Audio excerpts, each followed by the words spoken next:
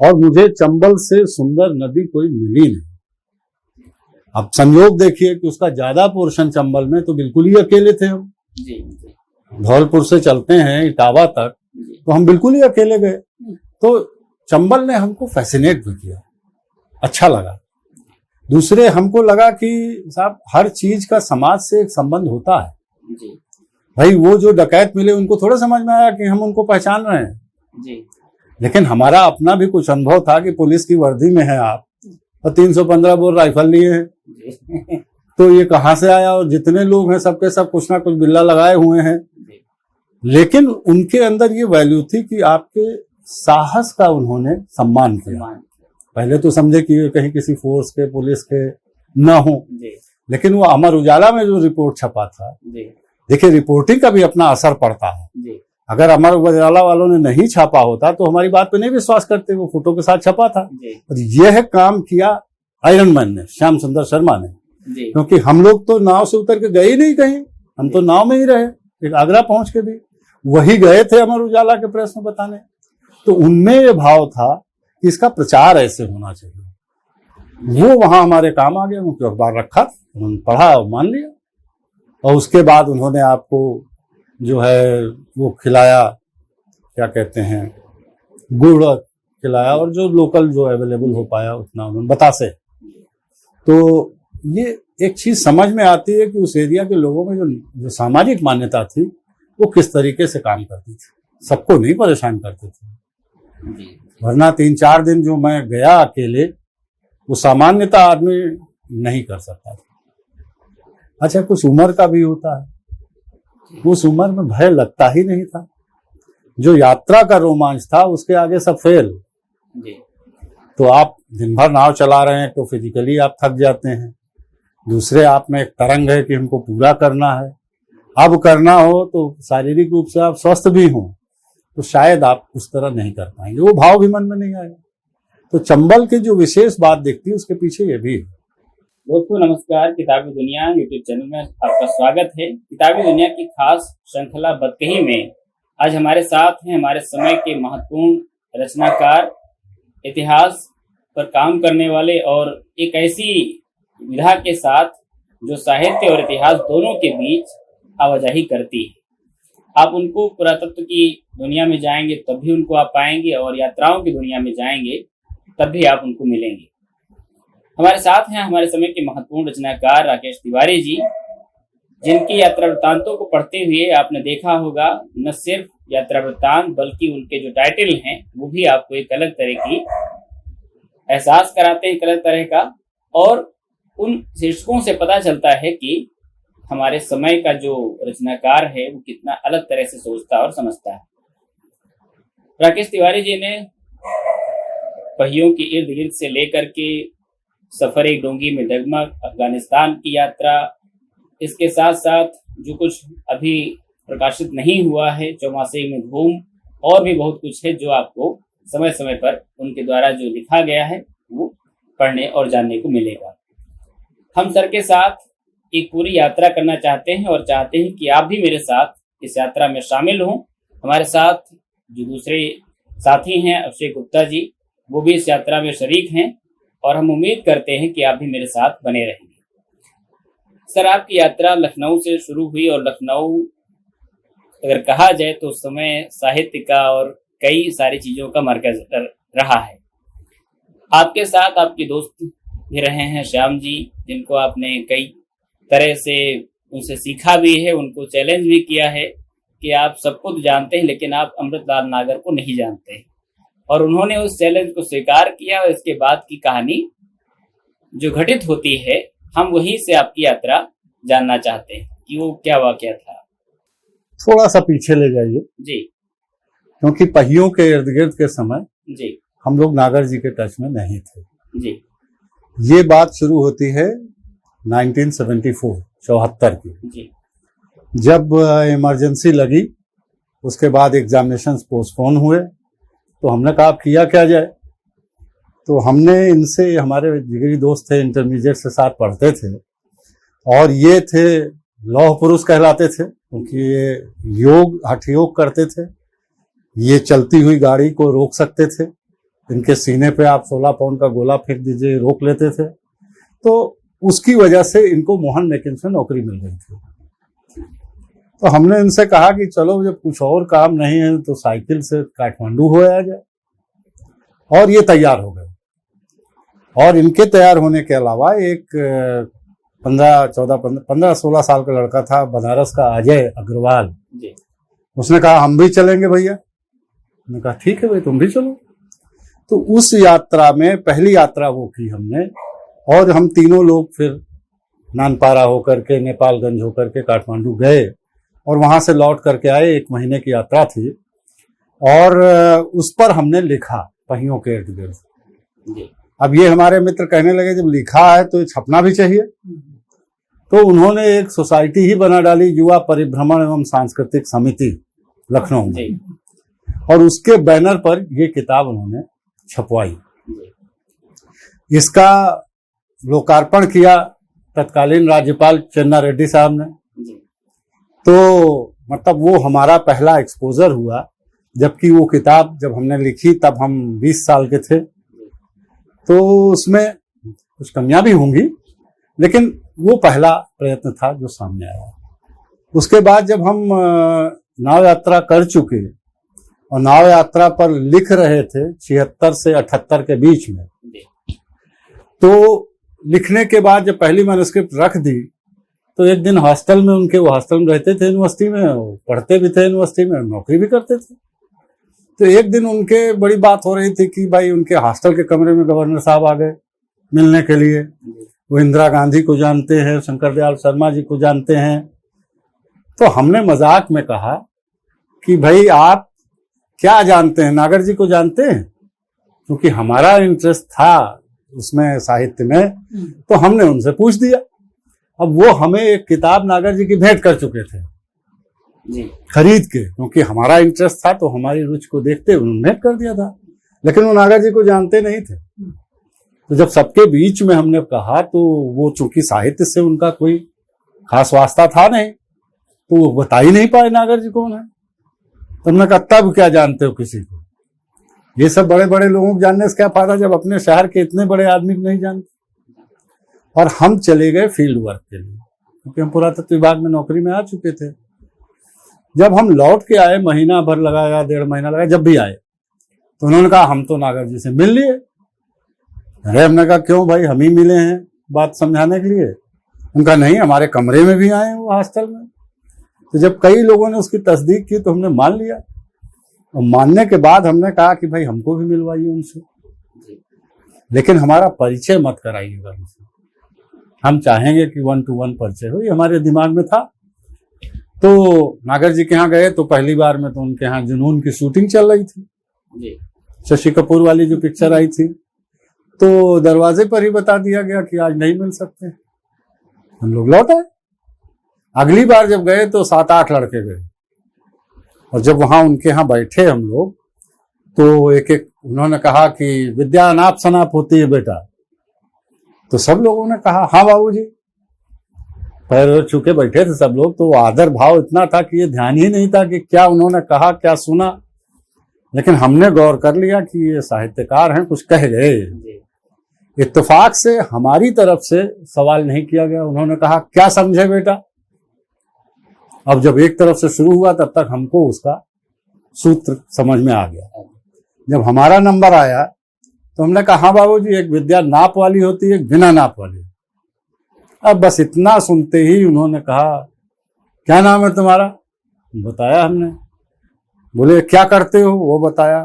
फिर कहा घूमने का शौक है। तो उन्होंने कहा राहुल का नाम सुना है? ऐसे ही पूरी बात हमको नहीं याद है, लेकिन इसी भाव में उन्होंने पूछा। हमने कहा हाँ घुमक्कड़ शास्त्र वाले। बस इतना कहना था कि उन्होंने कहा यहाँ आओ, तुम हमारे बगल में बैठो, और बैठा लिया उन्होंने बगल में। और चलते समय जब सब लोग चलने लगे तो उन्होंने कहा भाई ये घर तुम्हारे लिए दरवाजा 24 घंटे खुला है, जब चाहो चले आओ। तो ये पहली मुलाकात थी, और हमने पाया कि नागर जी साहित्यकार से बड़े आदमी हैं। एक बड़े बुजुर्ग के रूप में ही नहीं, जो बच्चे वहां आ रहे थे छोटे छोटे, वो उनके तखत पे खेल रहे थे, और वो पान काट के छोटा छोटा बनाए और सबको एक एक टुकड़ा खिला दिए और सब भाग गए खेल के। तो उनके बराबर भी वो खेल सकते थे, हम लोगों को दोस्त का के लेवल का एहसास करा सकते थे। बुजुर्ग तो वो थे ही और हम लोग उनके लेखन से परिचित थे। उसके बाद क्या हुआ कि वो हमारे यहाँ हॉस्टल में जहाँ आयरन मैन ये रहते थे लौह पुरुष, वहां आ गए एक दिन और कहने लगे कि हमें कुछ तुम लोग सुनाओ, अब हम तो बहुत सुना चुके। तो हमारे बेचारे लौह पुरुष क्या सुनाते, कुछ लिखते तो थे नहीं, वो स्वभाव से मस्तमौला थे। तो हमने कहा अच्छा बाबूजी हम सुनाते हैं। तो ये जो सफर एक डोंगी में डगमग है, इसका टाइटल उस समय था तीरे धारे, नदी के किनारे और धार के बीच में। वो हमने 2-4 पेज उसके पढ़ के सुनाए और उन्होंने कहा बेटा ये हमें दे दो, हम पूरी पढ़ेंगे। दे दी उनको मैंने इसको, फिर हम फील्ड वर्क पे चले गए। तो ये हमारी शुरुआती मुलाकात नागर जी से। तो धीरे धीरे फिर वो उसको पढ़ के, वो और उनके एक मित्र थे ज्ञानचंद जैन जी, जो उस समय तक उनके 60 साल के मित्र हो चुके थे। तो जब हमारी आयरन मैन की मित्रता देखते थे वो, तो अपनी मित्रता से कोरिलेट करते थे कि भाई ये बड़ा अच्छा साथ है। तो ज्ञानचंद चाचा जी ने और इन्होंने ही वो किताब सबसे पहले पढ़ी और उन्होंने कहा इसको जस का तस छपना चाहिए। एक पोर्शन था जहां हमने दिल्ली से और आगरा तक की यात्रा के बीच का विवरण लिखा था, उसमें थोड़ा सा हमने लोकल भाषा का इस्तेमाल किया था, उसमें कहीं कहीं कुछ त्रुटियां थी। तो उन्होंने अचला नागर जी से उसको ठीक करा के हमें दिया, जिससे वो भाव उसमें आ सके उसी रूप में जैसा कि वहां की बोली का होता है। इसके अलावा उसमें कुछ नहीं बना, बाकी सब जस का तस रहा जी। अब उसके बाद ये हुआ कि ये किताब का क्या हो, कहाँ छपे, कोई मैं जाना माना लेखक तो था नहीं। तो 2 जगह हम लोगों ने अप्रोच की। एक तो धर्मयुग में धर्मवीर भारती जी को एक लेख बाबूजी ने भेजा था। जब हम मिर्जापुर में फील्ड वर्क कर रहे थे, लौट के आए तो उन्होंने कहा भाई क्या क्या माल लाए, ऐसे बात करते थे बाबूजी, क्या देखा नया। तो एक वहां पर चित्रित शैलाश्रय था जिसमें प्रागैतिहासिक पीरियड से लेकर मध्यकाल तक की पेंटिंग्स थी। एक पेंटिंग उसमें ऐसी थी जिसमें एक आदमी दोनों हाथों में हाथी उठाए हुए था और दोनों पैरों से हाथी को रौंद रहा था और एक पूरा दृश्य था। तो बाबूजी ने पूछा ये क्या है। हमने कहा ये लोरिक है, जो लोरिकायन वहां गाया जाता है लोक कथा में, जिस पे बाद में आपका ये आया चंदायन मुल्ला दाऊद का, और भी कई रूप इसके मिलते हैं। तो उन्होंने कहा कैसे तुमने कहा कि लोरिकायन है। तुमने कहा वहां के लोक गीतों में गाया जाता है, हमने पढ़ रखा था, सुन रखा था, और ये चित्रण जो है ये तो वैसा ही है। तो बाबूजी ने कहा ये तो बहुत अच्छा है, इस पर तुम अपना एक लेख लिख लाओ और कोई फोटो हो तो वो भी लाओ। तो हमने लिख डाला, जैसे हमारी स्टाइल थी, नोट्स बनाए हुए थे पहले से, लिख के जाने से पहले उनको पकड़ा दिया और हम चले गए फील्ड वर्क पे। जब लौट के आए तो हमें जिज्ञासा हुई कि यार ये हुआ क्या उसका। तो जब नागर जी के पास गए मिलने, तो अपना पान खाते रहे, बात करते रहे सब, फिर बोले एक तुम्हारे लिए चिट्ठी आई है। वो थी धर्मवीर भारती की चिट्ठी। नागर जी ने उसको भेज दिया था धर्मवीर भारती को, ज्यों का त्यों। और धर्मवीर भारती की चिट्ठी में यह था कि ये लेख तो बहुत अच्छा है और हम इसको वन विहार अंक में प्रकाशित कर रहे हैं। वो उसमें जब छप के आया तो पहला लेख था और उसी चिट्ठी में उन्होंने लिखा कि ये लड़का कौन है, हमको इनसे और लिखवाना है। तो बाबूजी ने कहा भाई देखो अब ये तुम्हारे और भारती के बीच में मैं नहीं हूं, ये चिट्ठी लीजिए अपनी और आप अपना आगे का और लिखिए पढ़िए। इसी क्रम में फिर जब हम पहाड़ में हमारी पोस्टिंग हो गई उत्तराखंड में, तो नागर जी ने एक बड़े प्रकाशक के लिए नाम लेना उचित नहीं होगा, उनके नाम से एक चिट्ठी लिख करके दी कि इसको आप किताब को छापिए, और मैं दरियागंज में उनके यहाँ दे आया। पर शायद उनको नहीं लगा होगा कि व्यवसायिक दृष्टि से कुछ फायदा देगी, और मुझे जानने वाला कोई था नहीं, तो वो किताब उन्होंने नहीं छापी, उन्होंने मुझे वापस कर दी। हमने भी उठा के रख दिया, हमारे पास और भी काम थे करने को।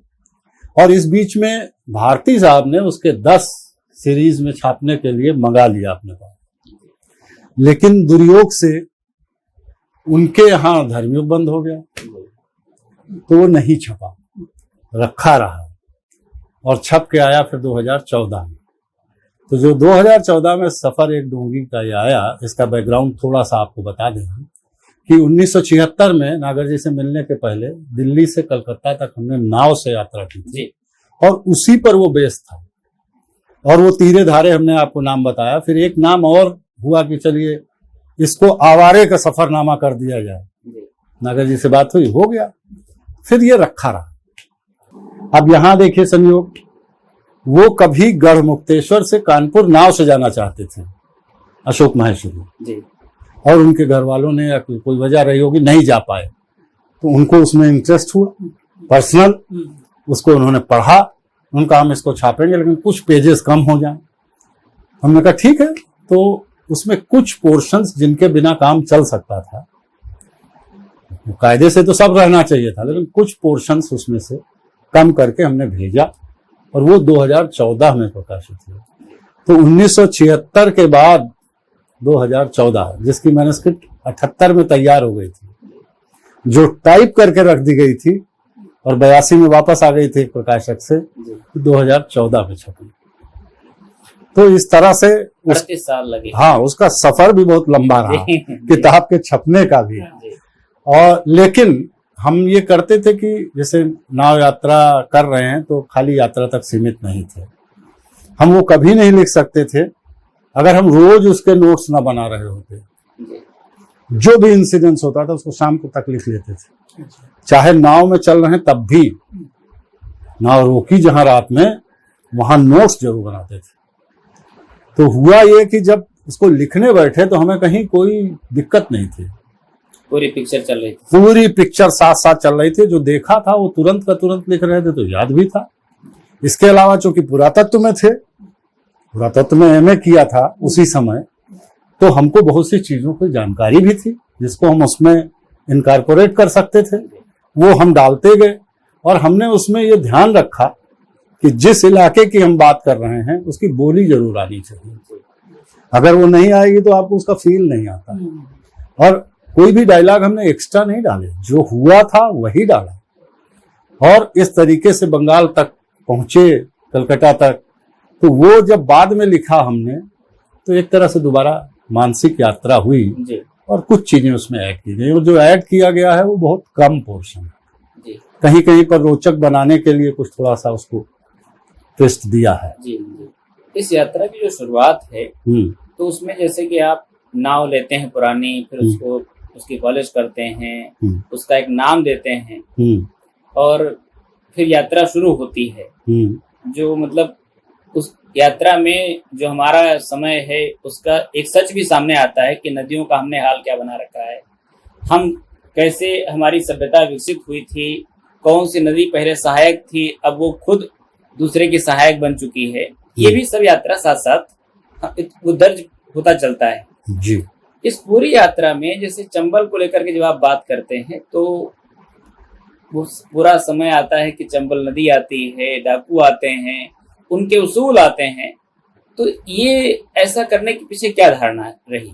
आमतौर से यात्रा वृत्तांतों में तो लोग इन चीजों का उल्लेख कम ही मिलता है। नहीं, तो सवाल इस बात का है कि वो सारी चीजें जब घटित हुई हैं रास्ते में जी, तो उनको कहीं से पिरोया तो है नहीं हमने जी। तो जो हमारा अनुभव था वो हमने सीधे सीधे लिख दिया। और जैसे उसमें नदी की उत्पत्ति की पौराणिक कथा है, सब है, ये हम जानते थे। कुछ थोड़ा बहुत पढ़ के भी लिया हमने, बाद में भी लिया, लेकिन 99% चंबल का जी तो बिल्कुल अपनी आंखों देखा। और मुझे चंबल से सुंदर नदी कोई मिली नहीं। अब संयोग देखिए कि उसका ज्यादा पोर्शन चंबल में, तो बिल्कुल ही अकेले थे हम जी। धौलपुर से चलते हैं इटावा तक तो हम बिल्कुल ही अकेले गए। तो चंबल ने हमको फैसिनेट भी किया, अच्छा लगा। दूसरे हमको लगा कि साहब हर चीज का समाज से एक संबंध होता है जी। भाई वो जो डकैत मिले उनको थोड़ा समझ में आया कि हम उनको पहचान रहे हैं जी। लेकिन हमारा अपना भी कुछ अनुभव था कि पुलिस की वर्दी में है आप और 315 बोर राइफल लिए हैं, तो ये कहाँ से आया। और जितने लोग हैं सबके सब कुछ ना कुछ बिल्ला लगाए हुए हैं, लेकिन उनके अंदर ये वैल्यू थी कि आपके साहस का उन्होंने सम्मान किया। पहले तो समझे कि ये कहीं किसी फोर्स के पुलिस के न हो, लेकिन वो अमर उजाला में जो रिपोर्ट छपा था, देखिए रिपोर्टिंग का भी अपना असर पड़ता है। अगर अमर उजाला वालों ने नहीं छापा होता तो हमारी बात पे नहीं विश्वास करते, वो फोटो के साथ छपा था। और यह काम किया आयरन मैन ने, श्याम सुंदर शर्मा ने, क्योंकि हम लोग तो नाव से उतर के गए ही नहीं कहीं, हम तो नाव में ही रहे, एक आगरा पहुंच के भी वही गए थे अमर उजाला के प्रेस में बताने। तो उनमें ये भाव था कि इसका प्रचार ऐसे होना चाहिए। वो वहां हमारे काम आ गया, उनके अखबार रखा, उन्होंने पढ़ा और मान लिया। और उसके बाद उन्होंने आपको जो है वो खिलाया, क्या कहते हैं, गुड़ खिलाया, और जो लोकल जो अवेलेबल हो पाया उतना उन्होंने बतासे। तो ये एक चीज समझ में आती है कि उस एरिया के लोगों में जो सामाजिक मान्यता थी वो किस तरीके से काम करती थी, सबको नहीं परेशान करते थे। वरना 3-4 दिन जो मैं गया अकेले, वो सामान्यता आदमी नहीं कर सकता था। अच्छा, कुछ उम्र का भी होता है, उस उम्र में भय लगता ही नहीं था। जो यात्रा का रोमांच था उसके आगे सब फेल। तो आप दिन भर नाव चला रहे हैं तो फिजिकली आप थक जाते हैं, दूसरे आप में एक तरंग है कि हमको पूरा करना है, अब करना हो तो शारीरिक रूप से आप स्वस्थ भी हों तो शायद आप उस तरह नहीं कर पाएंगे, वो भाव भी मन में नहीं आएगा। तो चंबल की जो विशेष बात दिखती है उसके पीछे ये भी है। ये सर उसी से जुड़ी हुई बात है कि जैसे जब हम इस रास्ते से गुजर रहे होते हैं तो हमारे सामने कुछ अपने पहले की चीजें भी होती हैं जो हमसे पहले यात्राएं कर चुके हैं। तो उन लोगों ने क्या सीख दी आपको अपनी यात्रा शुरू करते हुए? देखिए, हमको प्रेरणा जरूर मिली जी, लेकिन हमने किसी से कोई सीख पाई हो ये नहीं मालूम, क्योंकि नेशनल ज्योग्राफिक हम पढ़ा करते थे और नेशनल ज्योग्राफिक में दुनिया भर में बहुत से अभियान इस प्रकार हुए, अमेजन में हुआ, नील में हुआ। तो वो पढ़ करके एक शौक लगा कि यार हम भी चलाते हैं, तो हम यहाँ लंबे से लंबा कितना डिस्टेंस कवर कर सकते हैं। तो मन में आया चलो दिल्ली से ढाका चला जाए। अब ढाका जाने के लिए जो फॉर्मेलिटीज थी वो पूरा करना उस जमाने में हमारे लिए थोड़ा मुश्किल हुआ, तो हमने रूट थोड़ा बदल दिया। हमने कहा हम यहाँ से कलकत्ता चले जाएंगे। तो उसमें हमने सीख के नहीं किया। हाँ, अगर आप प्रेरणा की बात करें तो साइकिल यात्रा के बाद हमारे पिताजी ने हमें सुझाया कि घुमक्कड़ सास पढ़ लो। तो मैं इलाहाबाद गया, जहां से छपी थी, एक ही कॉपी उनके प्रेस में उपलब्ध थी, जीरो रोड पर किताब महल। तो वो हमने खरीदी और रामबाग स्टेशन से उसमें ट्रेन में लेट गए, तब इतनी भीड़ होती नहीं थी, और बनारस जाते जाते तक पढ़ डाले। तो हमको बहुत उसने प्रभावित किया, इसीलिए हमने नाव का नाम राहुल उनके ऊपर रखा। तो वो प्रेरणा हम कह सकते हैं, लेकिन सीख यात्रा में कुछ नहीं थी। और इस यात्रा में तो जैसा सोचा वैसा हुआ ही नहीं। 3 आदमी हम चलना चाहते थे, 3 लोग, उसमें से 2 ने साथ छोड़ दिया। आयरन मैन को न तैरना आवे न नाव चलानी, लेकिन वो दोस्ती की वजह से साथ रहे। तो जब तक आगरा तक आए नहर में तब तक कोई ऐसा खतरा नहीं था, लेकिन उसके बाद तो खतरा था। तो हमने कहा भैया अब आपको नहीं ले जाएंगे। तो ये सब कोई कैलकुलेशन नहीं था जी। उन्होंने कहा कि ऐसा करते हैं कि हम लोगों के साथ वो चंदू पढ़ते थे, वो इटावा में रहते हैं, उनको इटावा साथ ले लो जी। हमने कहा ठीक है, उनको बता दीजिएगा। अब जब तक हम इटावा पहुंचे उन्होंने उनको खबर की। नाव हमने वहीं गेस्ट हाउस पर बांध दी जो नदी के किनारे थी चंबल के जी। ये भी नहीं परवाह किया कोई खोल ले जाएगा। जो गेस्ट हाउस का चौकीदार था उससे कहा भैया हमारी नाव बंदी है, हम आते हैं 2-4 घंटे में।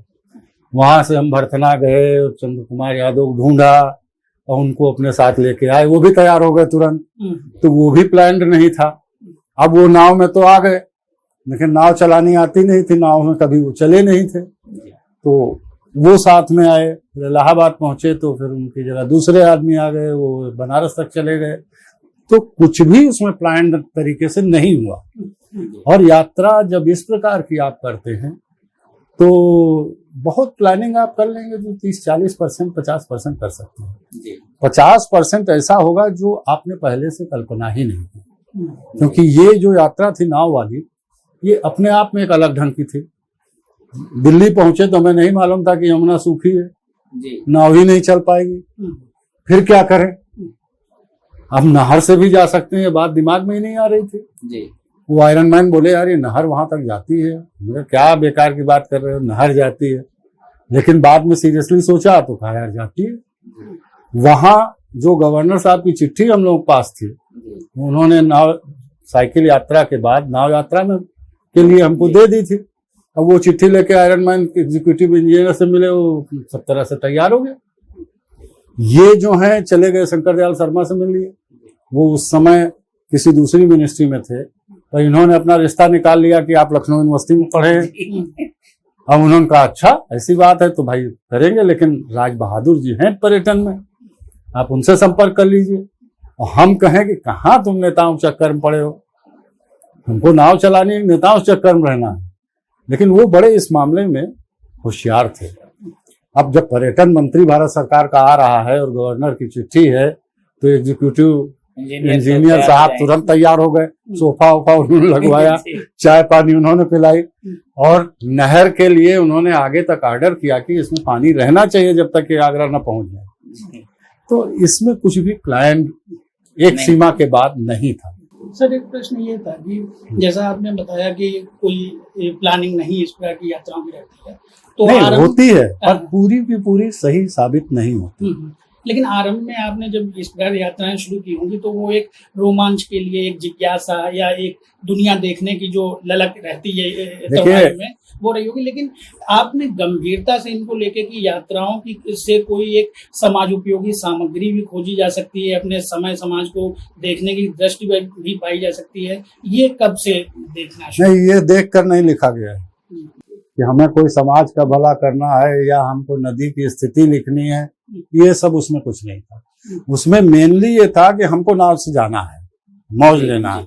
और जो किताब अगर आपने पढ़ी है तो उसके पहले ही पेज में हमने लिख दिया है क्या क्या चीजें हैं। आपको लगता है नौजवानी में कि हमको डिस्टिंक्टली लोग जाने, सुनेंगे हमारा कारनामा तो क्या कहेंगे। ये आपके अंदर एक भावना होती है कि हम अपनी एक डिस्टिंक्ट पहचान अलग से बनाएं, उसका बड़ा रोल था इसमें। और अपनी भावना की हम घुमाएं, देखाएं दुनिया। उसी नाव चलाने के लिए हमने कितनी प्रैक्टिस पहले की थी। बनारस से बलिया तक हम हो आए थे नेवल एक्सपेडिशन में। नाव करीब करीब जब सीजन अच्छा होता था तो बनारस से रामनगर लगभग रोज जाते थे नाव चला करके। नैनीताल में सवारियां उतारते रहे। हाँ, जो उनके नाव चलाने वाले थे उनके लिए भी बढ़िया हो गया, लेकिन हमारी प्रैक्टिस हो गई। तो एक लंबा स्पैन था जिसमें नाव चलाने का और तैरने का हमें शौक था, वो उसमें सब जुड़ा हुआ था। नहीं, लेकिन फिर बाद में जो नहीं, अभी तो हम सिर्फ नाव यात्रा की बात कह रहे हैं। उसमें हमने जो देखा वो लिखा, थोड़ा बहुत जो हमारे पास गंभीर जानकारी थी वो हमने किसी पात्र के माध्यम से कहला दी। अगर हम उसको सीधे लिखते तो वो एक भाषण देने जैसा हो जाता। आदमी जब पढ़ता कहता है अपना ज्ञान बताना चाहते हैं, हालांकि वो हमारे पास नहीं होता तो हम कहाँ से लिखते। था वो हमारे सब जानकारी, पर ये बहुत रेयर केसेस में किया हमने। मतलब अगर हम 100% में देखें तो 2% से ज्यादा नहीं है। तो उसको लिखते समय हमारे मन में ये कोई भावना नहीं थी कि हमको किसी को प्रेरणा देनी है, हमको समाज की प्रॉब्लम्स उठानी है, या हम जो है कोई भला करने जा रहे हैं, ये सब कुछ नहीं था। उसमें शेयर रोमांच ही था। और लिखने का चूंकि हमें शौक पहले से था। जब हम सीतापुर में बिस्वा में पढ़ते थे तो हाई स्कूल का वहीं से पास किया। उसके पहले विभागीय पत्रिका में एक हमारी कविता छपी थी जो कि अब हमारे पास उपलब्ध नहीं है। लखनऊ यूनिवर्सिटी में जब हम पढ़ते थे तो हॉस्टल में जब सब लोग हजरतगंज घूमने जाते थे तो प्रायः मैं अपने कमरे में रहता था। खिड़की से बाहर देखना, समझना, उसको लिखना, वो हमारी डायरियों में अभी भी है, अनपब्लिश्ड है।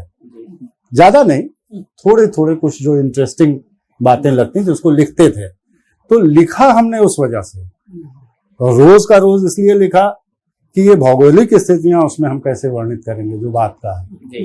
इतनी दूर जाके नदी दाहिने घूम गई या बाएं घूम गई, क्या दिशा ली उसने, ये सब रूस का था। तो इसके पीछे कोई स्ट्रक्चर्ड न लेखन के लिए था न यात्रा के लिए था। अब आप अपना सवाल करिए। ये कि ये तो जो नाव यात्रा आपने बताई वो तो ये, लेकिन आपने जीवन भर बाकी भी यात्राएं की, दूसरे देशों की और देश के ही तमाम भागों की, तो उस समय भी क्या, उस समय तो कोई एक गंभीरता से उसको लिया होगा फिर? हाँ, पूरी तरह गंभीरता से लिया, लेकिन हम तो पुरातत्व में आए ही घूमने के लिए थे। सच पूछिए तो हम पुराविद से पहले अपने शौक के पीछे गए, क्योंकि हमें पता था हमें विषय लेते समय ही कि इसी विषय में घूमने को मिलेगा, तो पुरातत्व ले लिया, वरना कल्चर संस्कृति में हमें कर सकते थे। एंशिएंट हिस्ट्री में बनारस में 3 ग्रुप्स हुआ करते थे, जिसमें एक पुरातत्व का एक्सक्लूसिव ग्रुप था। तो हमने उसी में एडमिशन लिया और उसके पहले से घूम भी रहे थे। मतलब वो बगल में विंध्याचल था, तमाम झरने थे, जंगल था, उसमें जाते थे घूमने जब छुट्टियां होती थी। तो पुरातत्व में आने के बाद भी नोट्स हम बनाते रहे, लेकिन चूंकि वो किताबें पहले छपी नहीं, जैसे वही नहीं, अफगानिस्तान की यात्रा 77 में की, 76 में नाव चलाई, 77 में अफगानिस्तान की यात्रा की, तो उस पर जो हमने लेटर्स लिखे, कुछ तो उसमें ओरिजिनल मटेरियल है, कुछ उसमें बाद में थोड़ा सा जोड़ा, वो हम उसी समय टाइप करा के रख चुके थे 78 में ही। उसके भी पहले पाठक नागर जी और ज्ञानचंद जैन जी हैं, और उन्होंने हमें अपने हाथ से लिख के कुछ सुझाव दिए थे कि इसमें थोड़ा सा खुलकर लिखिए, नाम भी बताइए। नाम भी बताइए, और जो आपके साथी हैं उनका पूरा परिचय दीजिए, और उसको आप इस तरह एक्सपैंड करिए। लेकिन चूंकि वो भी धर्मयुग में गया और धर्मयुग बंद हो गया, तो वो भी रखा रहा। लेकिन जब हम उसको लिखने बैठे प्रकाशन के लिए 77 के बाद, कब 2017 में, तब हमने वो चीजें ऐड कर दी जो हमारे साथी थे उनके बारे में। 77 के बाद का उसमें हमने कुछ नहीं जोड़ा, कोई डिस्क्रिप्शन नहीं जोड़ा, लेकिन कुछ चीजें हाईलाइट कर दी, क्योंकि वो लाइफ के एक्सपीरियंस से आ जाती हैं। हिंदू कुश के कनेक्शंस उस समय भी जानते थे, क्योंकि एमए में हमारा जो विषय था पुरातत्व का, उसमें मध्य एशिया का इतिहास भी था, मतलब आर्कियोलॉजी थी, तो वो हमने पढ़ रखा था, उस समय भी हम जानते थे, और इसीलिए उन जगहों पर गए। तो वो जब वर्णन था उसको उसमें समेटा। तो अन्य यात्राओं में भी कोई समाज सुधार का या कोई क्रांतिकारी कदम उठाने का कोई पर्पज नहीं था। अब ये लगा कि जब हम साइकिल से काठमांडू जा सकते हैं, तो मोटरसाइकिल से हम यूरोप तक चले जाएंगे। और जो रियल उसका एक्सपीडिशन बनाया था वो मोटरसाइकिल से था। ये आयरन मैन जो थे, ये पाकिस्तान के, इनकी फैमिली रहने वाली थी पेशावर के पास की। तो इनको हमने समझाया कि यार चलोगे तो तुम्हारा गांव भी दिखाएंगे। तो ये तैयार हो गए, वरना ये साइकिल यात्रा के बाद तैयार नहीं थे उस तरह की यात्रा के लिए, क्योंकि उनको थक जाते थे, वो चौड़े तगड़े आदमी थे। लेकिन साहब हुआ ये कि पाकिस्तान का वीजा ही नहीं मिला ट्रांजिट का, तो हम लोग मोटरसाइकिल से नहीं गए। फिर हम लोग गए हवाई जहाज से। अब जहाज के कहाँ पैसे थे हमारे पास कि हम हवाई जहाज से उस समय चलते। लेकिन हुआ क्या कि चिट्ठियां हम लोगों को वीजा लेने के लिए दी थी राज्यपाल महोदय ने, चेन्ना रेड्डी साहब ने। जब नहीं मिला वीजा तो हम लोग लौट आए। तो उन्होंने पूछा, यार तुम लोग यहाँ क्या कर रहे हो, तुम तो जाने वाले थे मोटरसाइकिल से। तो हम तो नहीं इस तरह बात करते थे, लेकिन आयरन मैन उनके मुंह लगे थे, और वो किसी से भी बात करें आयरन मैन, चाहे राष्ट्रपति हो चाहे चपरासी, तो एक ही स्टाइल में बात करते थे। तो उन्होंने कहा, इतने पैसे होते तो लल्लन टाप होते, हमारे पास जहाज का पैसा नहीं है। तो मुस्कुराए, जानते थे पहलवानी इनकी। उनका बैठो हम करते हैं प्रबंध। उन्होंने अपने सेक्रेटरी से फोन करवाया लखनऊ यूनिवर्सिटी को और चिट्ठियां दी। तो हम चले गए बीएचयू के वाइस चांसलर से मिले। कुछ घंटे के अंदर उन्होंने हमें हवाई जहाज का किराया पकड़ा दिया, और आयरन मैन जो है इनको मिला नहीं। तो लौट के आए, तो फिर हम लोग गए गवर्नर के पास। उन्होंने कहा, आप क्या हुआ? बताया लखनऊ यूनिवर्सिटी वाले दे नहीं रहे हैं। उनका अच्छा कौन मिला हुआ चांसलर, कौन मिलाया? कहा भाई क्यों नहीं दे रहे हैं आप? आरबी सिंह साहब एक नहीं थे, मेडिकल कॉलेज के प्रिंसिपल थे, बाद में वाइस चांसलर हुए। उन्होंने कहा इस बजट में हमारे पैसा नहीं है। तो उन्होंने बोला अगले बजट से मीट कर लेगा, अभी लड़कों को देगा पैसा।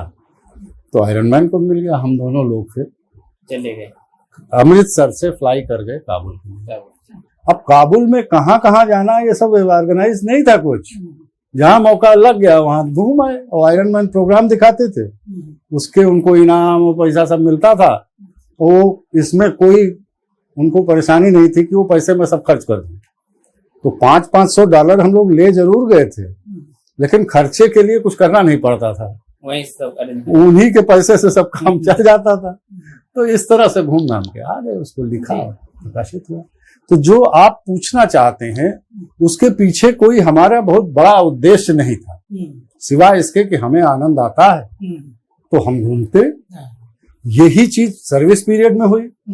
सर्विस पीरियड में जो हम गए घूमने वो बड़ा काम आया, क्योंकि बाकी हमारे जो साथी हैं वो हमारी तरह जंगलों में तो नहीं आदत है उनकी। सबके लिए नहीं कहूंगा, हमारी फील्ड में भी बहुत से लोग थे जो करते रहे, जो वाकणकर साहब थे, सारी जिंदगी घूमते रहे। लेकिन वो हमारे लिए घूमना एक एडिशनल क्वालिफिकेशन हो गई। जैसे सोनभद्र में या झारखंड में हम अकेले चले जाते थे और जंगलों में जाके रहते भी थे, कभी अकेले कभी दो एक साथियों के साथ।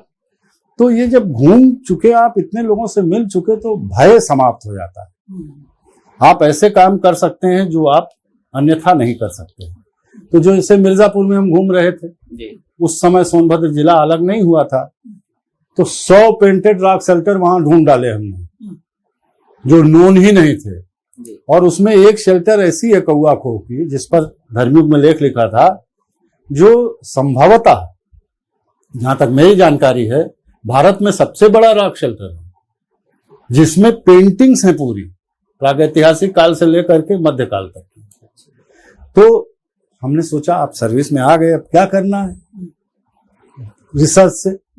रिसर्च जो हमने वहां पर BHU में जिसमें रजिस्ट्रेशन कराया था, वो प्रागैतिहासिक या स्टोन एज कल्चर सा पलामू।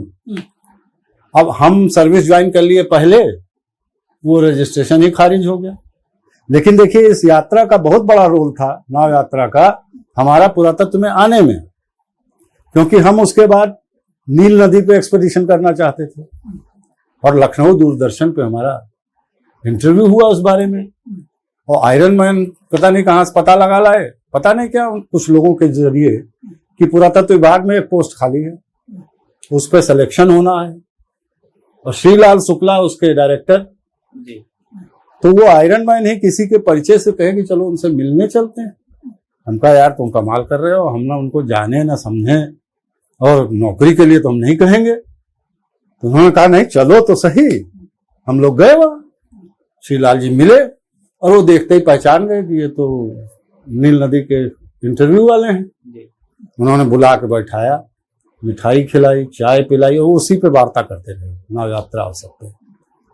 जब बाहर छोड़ने आए तो उन्होंने पूछा तुम लोग आए काहे रहो? मस्त आदमी थे वो, अवधि में अपना बोले काहे आए रहो? तो आयरन मैन ने उनको बताया कि ये वजह थी। तो उन्होंने कहा हाँ पोस्ट तो है, तुम्हारे एमए में कितने नंबर हैं, क्या कर रहे हो अभी, सब बताया था हमने। कुछ बोले नहीं, कल मिलो आएगा ऑफिस में।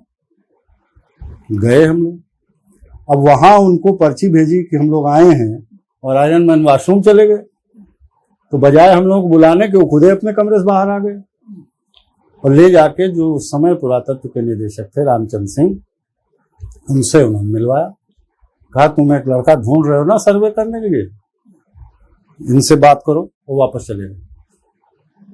अब जब उनसे रामचंद्र सिंह से बात होने लगी तो वो हमारा सब बैकग्राउंड समझ गए। वो भी बनारस काशी विद्यापीठ या कहीं पढ़े हुए थे।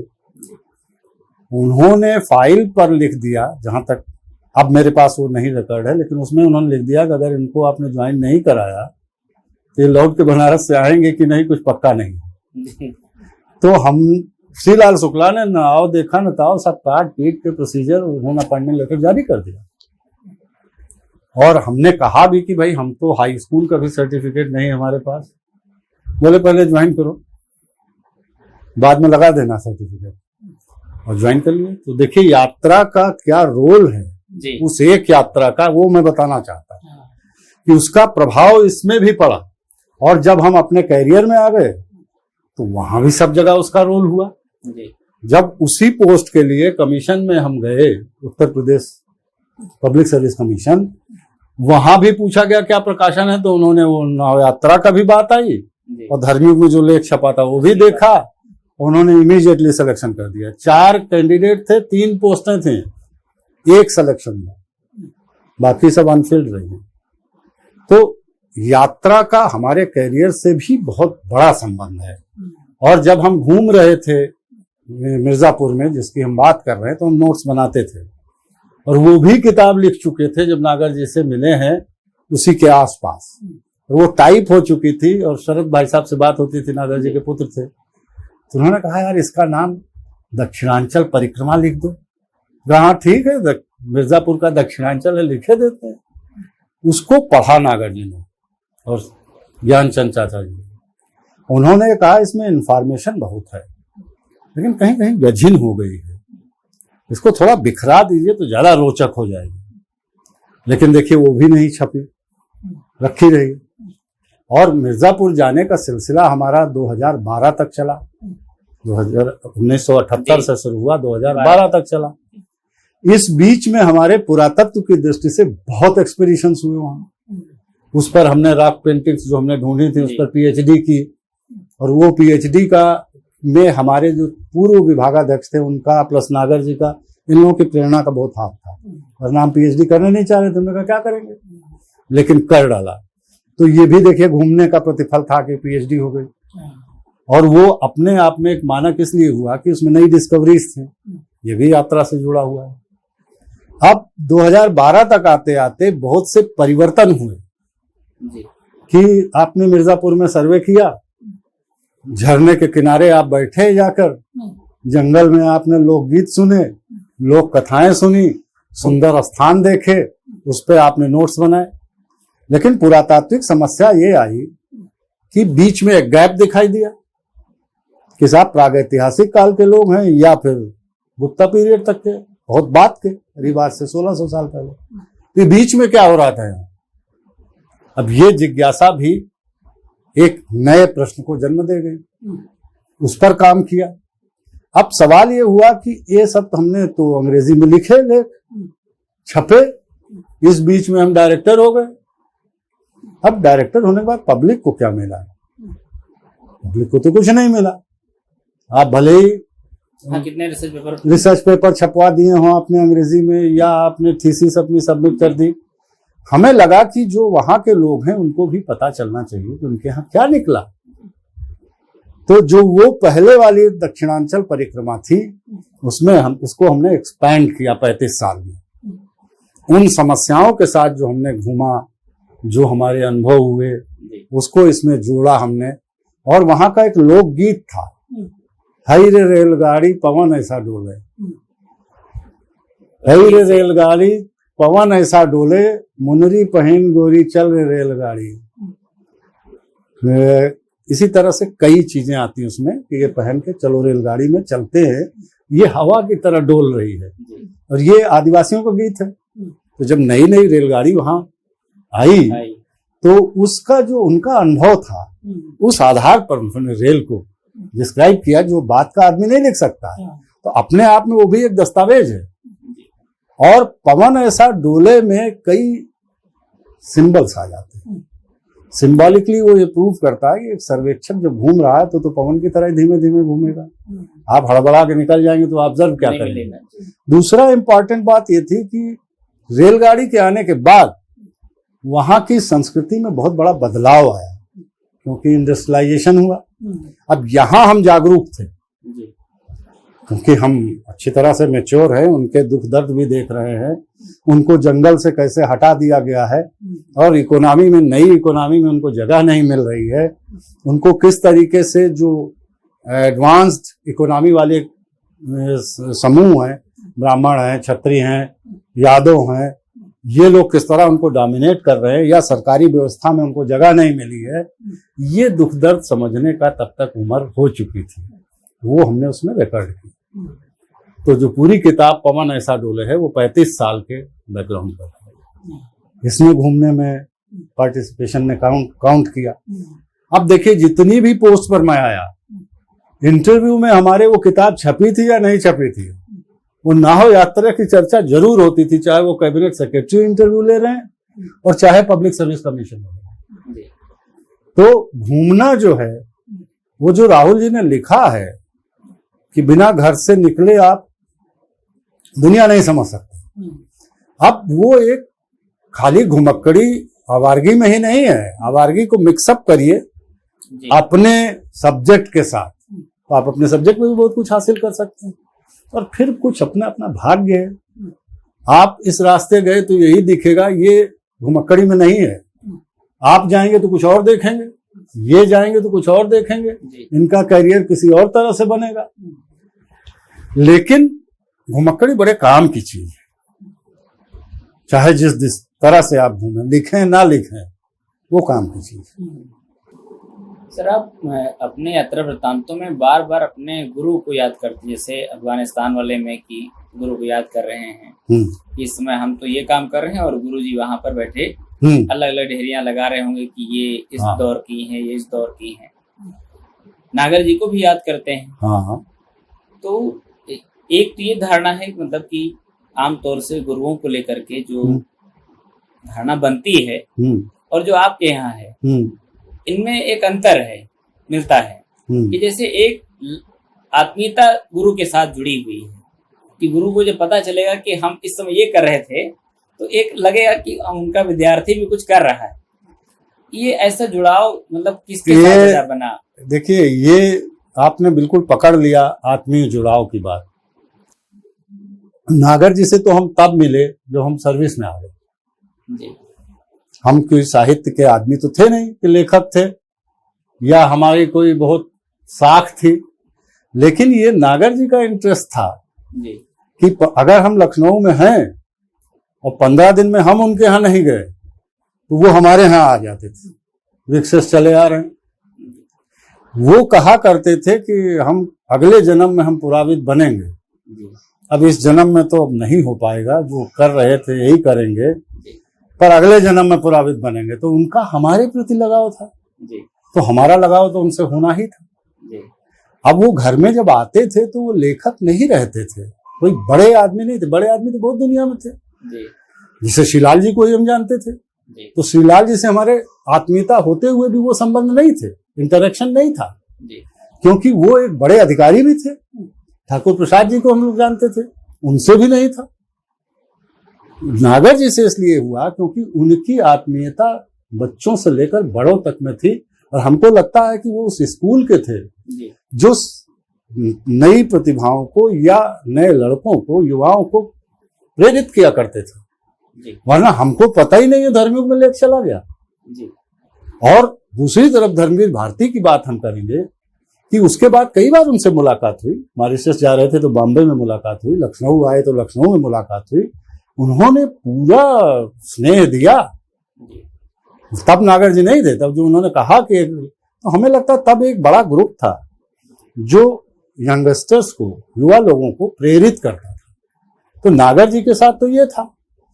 जिनकी आप बात कर रहे हैं, डॉक्टर पुरुषोत्तम सिंह या डॉक्टर पीसी पंत की बात हम लोग कर रहे हैं, ये लोग सामान्य टीचर नहीं थे।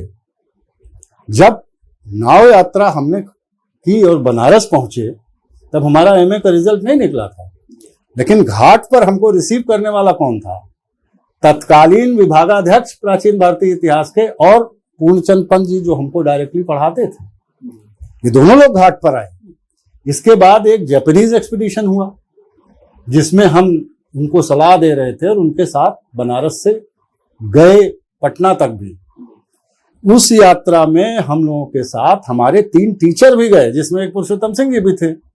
और कोई उसमें सैदपुर से उतर गया, कोई गाजीपुर में उतर गया, कोई बलिया से उतर के चला आया। तो इन टीचर्स के साथ हम लोगों का जो रिलेशन था वो बिल्कुल घरेलू था। पंत जी, डॉक्टर पुरुषोत्तम सिंह जी जो थे, उनके वो हमारे हॉस्टल के वार्डन भी थे बाद में। तो हम लोगों को अगर भूख लगी उस दिन घर का खाना खाना है तो उनके घर जाके भोजन कर सकते थे, कह के कि हमको वो खाना बनवाइए। तो ये जो गुरु के साथ आपका संपर्क होता है वो मित्रतापूर्ण जो संबंध है वो बड़ा काउंट करता है। और डॉक्टर पुरुषोत्तम सिंह जी की बात इसलिए कह रहा हूं, जो मैंने उसमें लिखा भी है। एग्जामिनेशन हॉल में हम बैठे और कॉपी मिलते ही हमने नक्शा बनाना शुरू किया मध्य एशिया का और भारत के साथ। अब जो इन्विजिलेटर था उसने कहा पर्चा मिला नहीं, आप लिख क्या रहे हैं। तब तक चूंकि वो पेपर पढ़ाते थे डॉक्टर पुरुषोत्तम सिंह, वो आए देखने कि भाई पर्चा वर्चा ठीक है कि नहीं, आते हैं ना थोड़ा सा देखने। वो आए तो इन्विजिलेटर ने उनको बताया कि ये लड़का जो है अभी से कुछ लिख रहा है। वो आए हमारे पास, देखा उन्होंने। हमने कहा भाई नक्शा बनाने की तो मनाही है नहीं, आपने पर्चा नहीं दिया तो क्या हुआ, हम नकल थोड़े कोई कर रहे हैं। तो उन्होंने फिर बताया कि भाई ये ठीक है, नक्शा बना रहे हैं, बना दीजिए। वो जो नक्शा वहां बनाते थे उसने हमको लैंडस्केप पूरा भारत से लेकर के मध्य एशिया तक का सिखा दिया। तो जब हम यात्रा कर रहे हैं तो जो वही विषय है जिसके ऊपर हमने पेपर लिखा है, पेपर दिया है एग्जामिनेशन में, और उसी रास्ते पे हम जा रहे हैं अफगानिस्तान से ईरान, तो याद तो आनी है जी। स्वाभाविक चीज। उस यात्रा में जैसे जब आप बढ़ते हैं अफगानिस्तान, उसमें अलग अलग लोग मिलते हैं, ट्रक ड्राइवर मिलते हैं। कहीं पर ये होता है कि एक डर भी मन में आता है कि विश्वास करें कि ना करें, और कहीं पर ये भी आता है कि हमसे पहले भी लोग घूमे हैं और कैसे कैसे लोगों ने विश्वास किए हैं लोगों का। उसमें आप कुछ पुराने यात्रियों का नाम लेते हैं और उनके प्रति कृतज्ञता का भाव भी व्यक्त करते हैं बार बार, और उनके साथ जिस तरह की जो उन्होंने अपने डॉक्यूमेंट उपलब्ध कराए उनके साथ भी बात करते हैं। ये जो पूरी यात्रा है, जैसे एक तो आप अफगानिस्तान को देख रहे थे और दूसरे इंसान और इंसान के साथ भी आप जुड़ रहे थे कि वो जो सराय में आप रुकना चाहते हैं तो एक सराय की पहचान आपको दिमाग में थी, चंदा मामा के थ्रू। जी, वो वाकया क्या रहा? देखिए, भय तो नहीं था, लेकिन एक हिचक थी कि आप कुंदूज से लौट रहे हैं काबुल के लिए, और रास्ते में एक ढाबा पड़ता है जहां पर बस रुकती है, और वहां सब लोग उतरे, सभी अनजान है। तब तक एक ट्रक आके रुकता है और उसका ड्राइवर उतरता है, लंबा चौड़ा लहीम सहीम पठान है। अब उसको जिज्ञासा होती कि ये जो आदमी है ये कौन है। उसको लगा कि ये हिंदुस्तानी हो सकता है, और जहां उससे संवाद का सबसे बड़ा कारण बना उर्दू। वो उर्दू जो बोली बोलते हैं उसमें से ज्यादातर शब्द समझ में आते हैं हम लोगों को, पश्तो तो समझ में आती नहीं, आती भी तो कम आती, टुकड़े में। अब उसको अपने साथियों पर प्रभाव डालने के लिए दिखाना था कि हम इनसे बात कर सकते हैं, जैसे हम अंग्रेजों से कई बार करते हैं कि भाई जो अंग्रेजी नहीं जानते हैं वो लोग दूर रहते हैं, जो अंग्रेजी जानते हैं वो बात करते हैं, उनका प्रभाव पड़ता है अपने लोगों पर। तो वो हमारे पास आया, उसने कहा हिंदी हिंदुस्तानी। हमने कहा हाँ भाई हिंदी है। तो उसने तुरंत पहले हाथ मिलाया, दोस्त बिशियार खूब। तो दोस्त बिशियार खूब का मतलब हुआ हम हिंदुस्तानी और पश्तून जो हैं वो बहुत भाई नहीं, बिशियार खूब के माने वो बहुत अच्छे दोस्त हैं। अच्छा, हाँ, बड़े दोस्त हैं। तो हमें भी मजा आया कि लो इससे बात की जाए। अब उसने चाय वाय मंगाई, सब किया। उसके बाद उसने कहा हमारे साथ चलोगे? तो हमने कहा यार ये तो बड़ा अच्छा मौका है, इसके ट्रक में चलेंगे तो कुछ नया देखने को मिलेगा। तो हमने कहा हाँ ठीक है। अब उसको ये उम्मीद नहीं रही होगी कि हम कहेंगे हाँ चलेंगे। हमारा पिट्ठू बस में था। जब बस चलने को हुई तो हमने कहा भैया आप तो हमको अपने साथ ले चल रहे हो, हम सामान उतारे ले रहे हैं। तो उसने अपने क्लीनर को हमारे साथ किया, वो सामान ले आए, उसके ट्रक में बैठ गए। यहां तक उसको कोई दिक्कत नहीं हुई। अब पूरा हिंदू कुश क्रॉस करके रास्ते में लोग मिले, उसके जो दोस्त थे उनसे उसने मिलवाया बड़े गौरव के साथ। हम भी मजा लेते रहे। मज़ार शरीफ एक बड़ा शहर है जो हिंदू कुश के उस पार है। जब मज़ार शरीफ पहुंचे तो उसने पहली बार कहा कि आप यहाँ उतर जाओ, बड़ा शहर है, देख लेना। हम कहा नहीं यार, चलेंगे तुम तुम्हारे साथ जहां तक तुम चलोगे। फिर आए आगे, फिर एक ढाबे में चाय पीने लगे, तो वहां देखा कि उसको कुछ थोड़ी परेशानी हो रही है। और थोड़ा आगे गए तो एक छोटा शहर है, जनरली लोग वहां नहीं जाते हैं, शिबरगान में आखिर में उसको रुकना था तो वो ले गया सराय में। वहां उसने हमें, ट्रक से हम उतरे नहीं, वो उतरा, एक चटाई उसने ली, नमाज पढ़ने गया। हमने देखा यार इसमें तो चमड़े के डोल वाले कुएं हैं, जो चंदा मामा की कहानी में लिखे होते थे कि अली बाबा गए तो सराय में रुके, वहां एक चमड़े के डोल वाला बाल्टा था, उसे पानी निकाला। उनका यार ये तो यहाँ रहने लायक है। मैंने मन में सोचा। अब वो नमाज पढ़ के आया, कुछ गंभीर तो हो चुका था वो। उसने कहा आप कहाँ रुकोगे? जहाँ तुम रुकोगे। तो उसने कहा नहीं, ये सही जगह नहीं है। और मैं समझ गया कि वो सही जगह से ज्यादा उसको मुझसे भय होने लगा कि पता नहीं कौन आदमी है कि ये यहाँ भी रुकने को तैयार है। और हमें इतनी जिज्ञासा थी कि हम चाहते थे कि रुके वहां। खैर वो ले गया हमको, एक सरकारी गेस्ट हाउस था, वहां उसने हमको डिपॉजिट किया, रुकाया और खुद वहां से निकल गया वो, फिर नहीं लौट के आया। तो हम समझ गए कि वो डर गया। लेकिन जो उसके भाव थे, जो उसके साथ के एक्सपीरियंसेस थे, वो घुमक्कड़ी में रेयरली होते हैं, वो हमने रिकॉर्ड किया। जैसे आप जब अफगानिस्तान घूम रहे थे, हाँ, तो उसमें राज कपूर साहब की भी चर्चा चल रही थी, उनके गाने चल रहे थे और लोग बातचीत में उनका जिक्र कर रहे थे। इससे क्या लगा आपको कि हिंदुस्तान किस रूप में अफगानिस्तान पहुंचा है? इनके माध्यम से पहुंचा है या कोई हिंदुस्तान का और रूप भी वहां पर नजर आता है? नहीं, बहुत से रूप है। पहले तो ऐतिहासिक पृष्ठभूमि इसकी बहुत क्लियर है कि बामियान में आपको गुप्ता पीरियड की मूर्तियां मिलती। बामियान से पहले से आपके संपर्क थे, क्योंकि चंद्रगुप्त मौर्य के कब्जे में ईस्टर्न ईरान तक था और उसकी एक पत्नी ग्रीक थी। तो वहां के कल्चर से, खासतौर पे हिंदू कुश के साउथ में, दक्षिण में का हिस्सा तो मौर्य काल में ही आपके संपर्क में आ गया। बुद्धिज्म वहां तक पहुंच गया। एक अशोक का इंस्क्रिप्शन है गजनी के पास में, वो अभी भी उपलब्ध है, नाम इस समय मैं भूल रहा हूं, किताब में आप देख सकते हैं। तो कल्चरली आप पूरी तरीके से ओवरलैपिंग इन दोनों के बीच में थी, और वो ओवरलैपिंग अशोक के पीरियड की नहीं थी, ये हड़प्पन पीरियड से थी। आपका मध्य एशिया से जो व्यापार होता था, उसके जो लैंड रूट्स थे, वो कम से कम 2 रूट्स तो इसी रास्ते से जाते थे, अफगानिस्तान से ईरान और मध्य एशिया तक। इधर नॉर्थ में आपके जो ऑक्सस नदी है, जिसको आप क्या कहते हैं, वक्षु, उस ऑक्सस के पास तक हड़प्पन का ट्रेडिंग सेंटर थे। तो आप एक ऐसे जोन में थे जिसको आज आप बृहत्तर भारत या उससे बियॉन्ड कहते हैं, उससे कांटेक्ट में तो आप 5000 साल से हैं। उसके पहले क्या क्या कांटेक्ट थे, उस पर भी बहुत काम हो रहा है, उसकी चर्चा यहाँ समुचित नहीं होगी। लेकिन एक तरह से इस पूरी पॉपुलेशन में आपके कांटेक्ट थे, कल्चरल रूट्स आपकी थी। अब जो आपके वहां पर बौद्ध विहार थे, वो तो जैसे ही आप क्रॉस करते हैं खैबर दर्रा, वहां से लेकर के और ईरान के बॉर्डर तक तमाम थे। एक समय में ईरान में भी बुद्धिज्म का सेंटर था।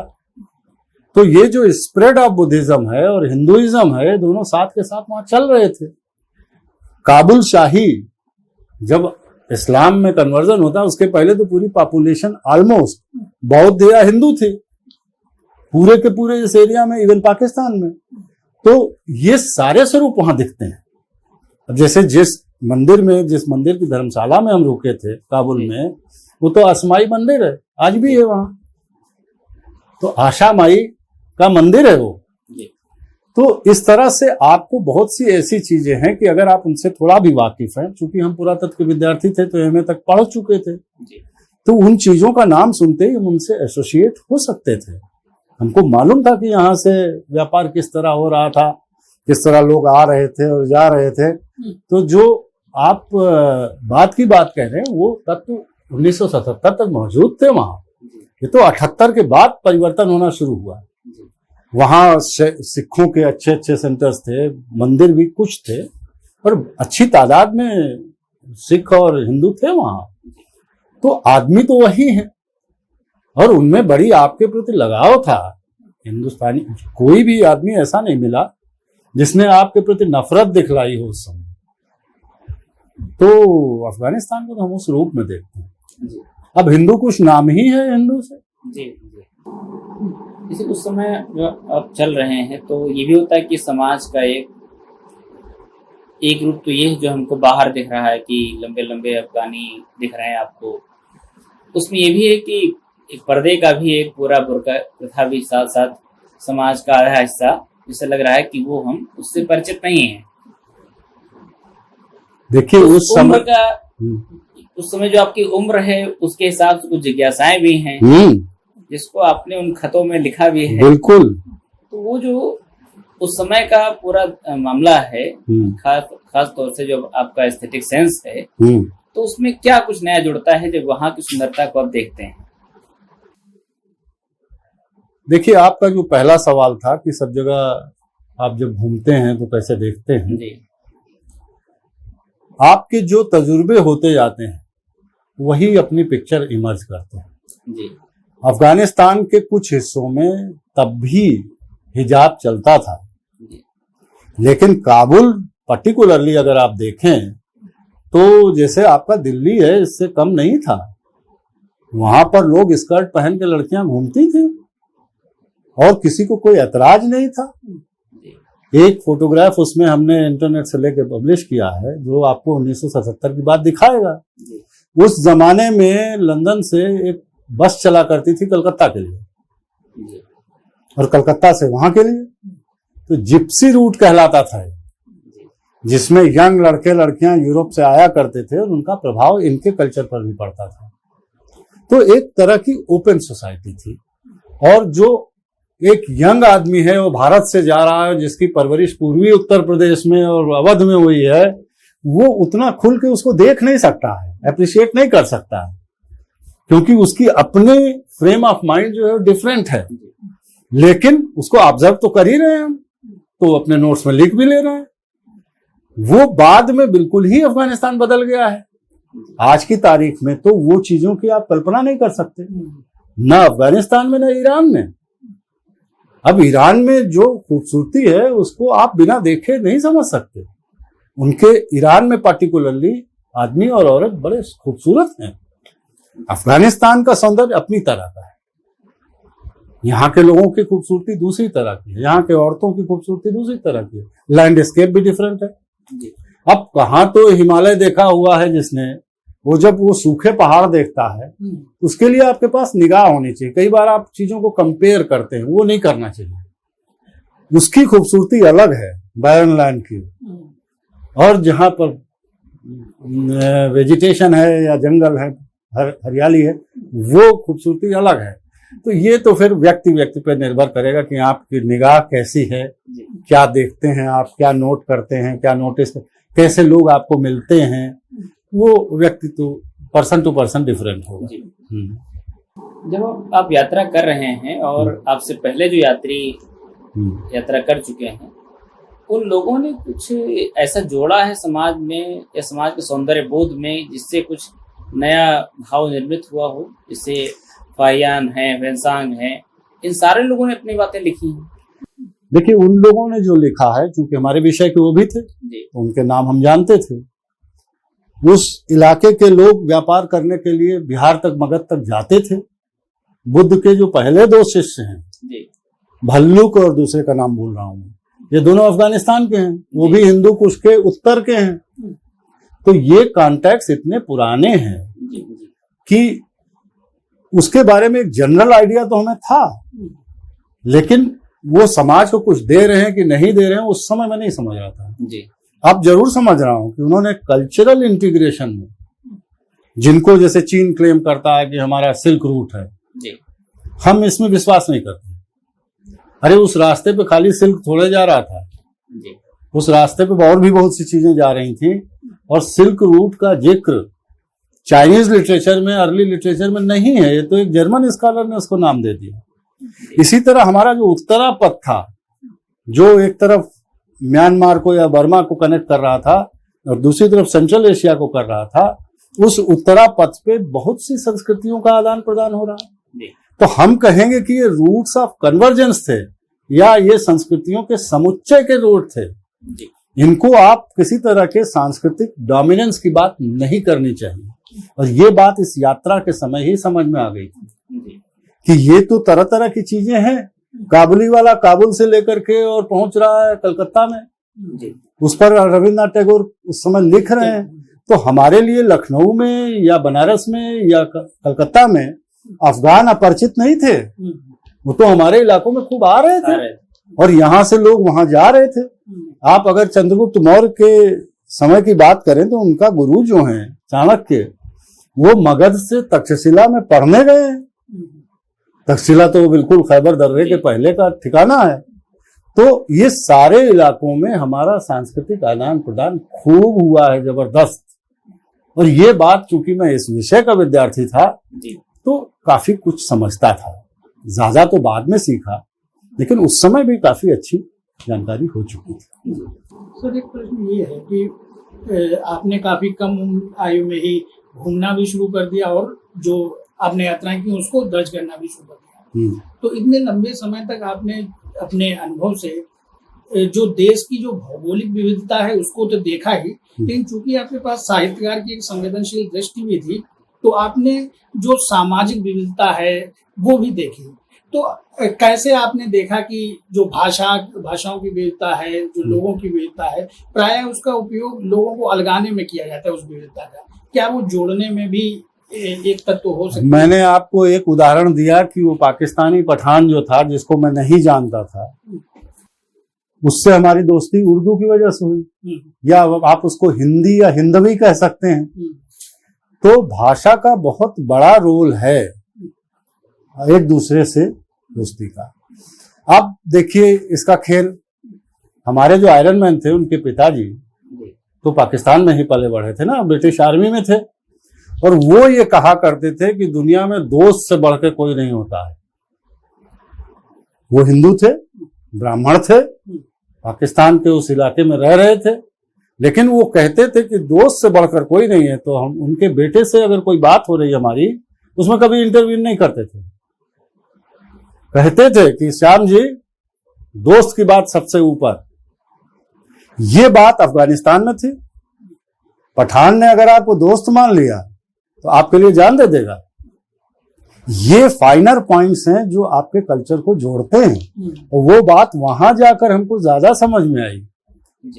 भले ही उनके पिताजी कहा करते थे, उसको हमने उसमें दर्ज भी किया है, लेकिन श्याम जी क्यों एक अच्छे दोस्त हुए, उसका एक बड़ा कारण है ये सांस्कृतिक बात है। तो जो भाषाएं हैं, जो बोलियां हैं, अलग भी करती हैं, जोड़ती भी हैं। अफगानिस्तान में ही अलग अलग डायलेक्ट्स हैं, जैसे हमारे यहाँ हिंदुस्तान में है, उनके यहाँ पश्तो है, दरी है, हजारा है, उज़्बेक है। तो इन सबका कहीं ना कहीं मिलन होता है, लेकिन इनमें इस आधार पर भेद भी होता है। अब जैसे उज़्बेकों को वो लोग अच्छा नहीं मानते, इसलिए नहीं मानते क्योंकि सेंट्रल एशिया में, जो उज़्बेकिस्तान में, जो बाबर के खानदान में जो पहले लोग थे वो तो उज़्बेक थे, उनका बड़ा कंट्रोल था, उनसे इनकी राइवलरी चलती थी, तो ये लोग उनको अच्छा नहीं मानते थे। ये सब युग में रहा है। डिपेंड करता है कि जो समाज है और जो रूल कर रहा है उनकी अंतर्दृष्टि कितनी है। हमारा दुश्मन भी हमारा दोस्त हो सकता है एक लेवल पर, जब तक वो हम पे, हमारी विचारधारा भिन्न है लेकिन हम पर अटैक नहीं कर रहा है, नुकसान नहीं कर रहा है, तो हमारा दोस्त हो सकता है। गड़बड़ कब होती है, जब आप डोमिनेट करने की कोशिश करते हैं, चाहे जिस तरफ से हो चाहे उस तरफ से हो। तो ये जोड़ता भी है और अलग भी करता है। मध्य एशिया के देशों में सर एक ये भी चलन है कि यदि आपने दस्तरखान पे साथ बैठ के खाना खा लिया तो फिर वो दोस्ती। हाँ, ये अफगानिस्तान में भी है। हमने एक जगह दस्तरखान पे भोजन किया तो उनके यहाँ है, और इस तरह का कोई भेद उस समय नहीं था, बिल्कुल नहीं था। हम तो जलालाबाद सबसे पूर्वी क्षेत्र है अफगानिस्तान का, और नॉर्थ में शिबरगान और कुंदूज, मज़ार शरीफ, यहाँ गए, फिर दक्षिण में गए, हमें कहीं अंतर नहीं दिखाई दिया। लेकिन ये बाद का डेवलपमेंट है, जब रशियंस वहाँ आते हैं, इसीलिए हमने 77 के बाद की चीजें उसमें नहीं जोड़ी। हम उसको गरिष्ठ नहीं करना चाहते थे अपनी पुरातात्विक नॉलेज से। 77 के बाद भी बहुत से पुरातात्विक खोजें हुई हैं जो हम जानते थे, लेकिन हमने उसमें नहीं डाला। हमने कहा कि फिर वो 77 का जो फ्लेवर है वो खत्म हो जाएगा। उस समय जब आप जाते हैं तो एक होटल में ठहरने की बात आती है तो आप कहते हैं कि हम ये बाहर ही अपना लगा लेंगे, खेमा लगा लेंगे। तो कहते हैं कि नहीं, हम आपकी बाहर सुरक्षा करना हमारे लिए ज़्यादा कठिन होगा। हाँ। क्या उस समय ऐसा कुछ अफगानिस्तान में घट रहा था जो सुरक्षा की दृष्टि से या कुछ और कारण थे जिस नहीं, कुंदूज, ये बातें आ रही ये घटना है कुंदूज की। और कुंदूज जाते समय रास्ते में ही एक उसी इलाके के बुजुर्ग हमारे बगल में बैठे थे, उनको भी उर्दू आती थी, तो उन्होंने कहा कि कहाँ रुकेंगे कुंदूज में। उन्होंने बताया कि कहीं भी लगा लेंगे खेमा। तो उसने कहा मर्द बाचा है, डरना तो नहीं चाहिए, लेकिन अच्छा नहीं है। वो इलाका वो है जहाँ पर वहाँ ट्राइबल्स बहुत हैं। अच्छा। उनमें आपस में भी राइवलरी चलती है। ये भी हिंदू कुश के उत्तर में है। तो जिस होटल में हम गए उससे भी कहा, उसको भी लगा होगा कि भाई बाहर एक अनजान आदमी रहेगा, पता नहीं क्या घटना घट जाए। तो पूरी तरह से आप कहें सुरक्षित था, ये बात नहीं है, लेकिन पूरी तरह से आप खतरे में भी नहीं थे, वरना आप वहां तक गए कैसे। और बिल्कुल सुरक्षित आप वापस आए, फिर उस नए पठान ड्राइवर के साथ आप चले गए, कुछ नहीं हुआ। दूसरे दिन उठे, शिवरगान घूम रहे हैं, किसी को नहीं जानते हैं, टहल रहे हैं। वहां से एक बस पकड़ ली तो बैक्टीरिया जिसको आप कहते हैं बल्ख, वहां गए, वहां भी घूम रहे हैं। तो इनफैक्ट इन जनरल कोई खतरा नहीं था, लेकिन अब थोड़ा प्रिकॉशन की जरूरत तो आपको हिंदुस्तान में ही है। तो उस पॉइंट ऑफ व्यू से उन्होंने कही बात। जी, जैसे उस समय जब आप अफगानिस्तान घूम रहे हैं तो सिकंदर और रुखसाना के प्रेम की बात भी लोग कहते हैं, और हिंदुस्तान में भी कई बार सिकंदर महान की बात हम एक गौरव के रूप में हम लोगों से सुनते भी हैं और हम याद भी करते हैं। क्या है सिकंदर की कहानी वहां पर लोगों के दिमाग में? वहां के लोगों से तो देखिए हमारा सिकंदर के बारे में कोई वार्ता नहीं जी, लेकिन चूंकि इतिहास के हम विद्यार्थी थे तो हम जानते थे कि ये बैक्टीरिया जो है ये तो सिकंदर नहीं बसाया जी, पर वहां पर अपने राजनीतिक केंद्र था, जिनके लोगों से फिर उसने विवाह किया उनकी पुत्री से। जी। तो जो वहां की लड़कियां हैं जो किशोरावस्था में हैं या युवा हैं, वो बहुत सुंदर होती हैं। उनके अंदर उज़्बेक कल्चर का तो वही थोड़ा बहुत यहाँ से भी सम्मिश्रण हुआ होगा। और सिकंदर को वहां हम एक आक्रांता की तरह नहीं देख रहे हैं, वो जो इंटरेक्शन है हम उसका आनंद ले रहे हैं। और जो रुखसाना से उसका विवाह होता है, बाद में उसकी एक और पत्नी, उससे उसकी राइवलरी होती है, तो हमें तो वो बात पाठक तक पहुंचानी है कि कितनी खूबसूरत हैं, क्या हैं। तो एक विश्व विजेता जिसको कहा जाता है वो अपना दिल हार गया। तो इस बात में जब आप लिख रहे हैं तो आपका लेखन कौशल कहीं ना कहीं काउंट करता है। और उसी इलाके से रूमी जा रहे हैं, रूमी को सब समझते हैं टर्की के हैं, तो भारतीयों को भी जानना चाहिए कि रूमी तो बल्खी है, बल्ख का रहने वाला उसके फादर हैं। वो वहां से माइग्रेट करते हैं जब इस्लाम का प्रभाव वहां बढ़ता है, और जब उनको अपनी परंपरा टूटती दिखाई देती है तो अपनी पूरी शायरी वायरी के साथ वहां से माइग्रेट कर जाते हैं, जाके बसते हैं। वो टर्की का जो इलाका है, चूंकि वहां रोमन साम्राज्य भी रहा है, इसलिए उसको रूम कहते थे जहां वो बसे। रूम से रूमी हो गया। ये सब चीजें अगर आप नहीं डालेंगे तो जो उसका फ्लेवर है वो कैसे मिलेगा। और रूमी जो है वो अक्रॉस द बॉर्डर्स जाने जाते हैं। उनके गीत जो हैं, वो गीत क्यों कहेंगे, जो उनकी शायरी है, उसमें जो बातें उन्होंने कही हैं, उनका किसी एक समूह से कोई नाता थोड़े है। वो तो ह्यूमन साइकोलॉजी से जुड़ी हुई चीज है और दर्शन शास्त्र भी है उसमें। तो वो पुट लाने के लिए आपको वो डिस्क्राइब करना चाहिए। जी, वहां पर एक कहानी एक और प्रचलित है जो अफगानिस्तान से जुड़ी हुई है कि वहां पर महात्मा बुद्ध ने अपने शिष्यों को 6 बाल दिए थे, तो वो 6 बालों की कहानी क्या, जो उसमें 2 शिष्य उनके आपने नाम बताए हैं, त्रिपुस और भल्लिक। हाँ, त्रिपुस और भल्लिक, हाँ। तो चूंकि वो व्यापार के लिए ही, तो 6 बाल की कहानी क्या है? देखिए, उसका बहुत डिटेल में नहीं बता पाऊंगा, मतलब जो आम लेकिन आम आदमियों में तरह तरह की धारणाएं हैं, और जब तक वो कहीं से वेरीफाइड ना हो जी, उसको नहीं लिखना चाहिए ज्यादा। जी, ये ठीक है कि परंपरा में ये कथा आती है, जी, हाँ, लेकिन उस पर ज्यादा नहीं करना। लेकिन भल्लुक वाला तो रिकॉर्डेड है जी, जी, कि वो उनसे मिले थे और पहली बार उन्होंने उनको वो बातें बताई, जी, जी, तो उसका प्रचार उन्होंने किया, तो वो डिस्कस होना चाहिए। जी। अफगानिस्तान में वैसे तो मतलब आमतौर से वहां पर गधों की सवारी की जाती है, जबकि घोड़े भी थे और ऊंट से अपना सामान व्यापारिक संबंधी बनाते थे। तो ऐसा क्या था कि मतलब जैसे मुगल यहाँ पर आते हैं तो शुरुआत से ही अपना घोड़ों का इस्तेमाल करते हैं, और वहां पर ऐसा नहीं है, तो इसके पीछे कुछ नहीं, ऐसा नहीं है। तीनों सवारियां यूज होती हैं जी। घोड़े कुछ पर्टिकुलर एरिया के अफगानिस्तान की, उनकी ब्रीड्स बहुत फेमस हैं जी। जो काबुली घोड़े जिनको कहते हैं, वो आपके भारत के व्यापार बाजार में बहुत महंगे बिका करते थे जी। लेकिन अपने यहाँ गधों का प्रयोग ज्यादातर चूंकि धोबियों ने और इन लोगों ने किया, जिनको आप नीचे की श्रेणी में रखते हैं, इसलिए गधे को भी आपने उस श्रेणी में रख दिया। उनके यहाँ जो कैरावान चल रहे हैं उसमें सामान लादने के लिए गधे का प्रयोग ज्यादा किया गया, तो जब वो चल रहे हैं तो उसमें बैठ भी गए। वो कोई डेरोगेटरी नहीं है जी। लेकिन उनके यहाँ गधे भी हैं, खच्चर भी हैं, घोड़े भी हैं, तो घोड़ों का प्रयोग उन्होंने अपनी लड़ाइयों के लिए, चूंकि वो अच्छी सवारियां हो सकती हैं, इसलिए उन्होंने चयन किया उसका। और अफगानिस्तान में नॉर्दर्न साइड में कुछ एरिया है जहाँ के घोड़े बड़े मशहूर हैं, तो ये मिसकंसेप्शन है कि गधे ही, ये एक कहावत है कि काबुल में गधे भी होते हैं, पर ये नहीं किसी ने कहा कि घोड़े नहीं होते हैं। तो घोड़े भी प्रयोग होते हैं, ये भी होते हैं। सर, इसी यात्रा थोड़ा सा हम और आगे बढ़ते हैं। जैसे एक तो अफगानिस्तान वो है जो आपने देखा, और अब अफगानिस्तान को लेकर के तरह तरह की बातें सुनने और समझने को मिलती हैं, लेकिन क्या इन राजनीतिक बदलावों से संस्कृति बहुत तेजी से बदलती है? बदलती है, चाहे जितना मूल हो जी। स्टीयरिंग राजनीतिज्ञ के हाथ में है, इसको आप नकार नहीं सकते।